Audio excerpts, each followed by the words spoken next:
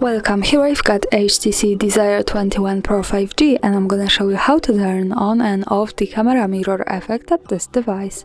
So at first we have to tap on the camera button to open it, and for now we are in the standard photo mode with the back camera. To get access to the mirror effect we have to change back camera to the front one. Let's do it by tapping on this button from the right.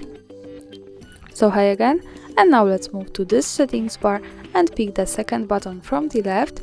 To get access to more options about the camera we can manage. From here let's tap to this settings to open the advanced camera options, and now at the second place we have Mirrorless Selfie option, so by using button from the right we can turn off the camera mirror effect or turn it on like that as we need. And that's all, thanks for watching, subscribe our channel and leave the thumbs up.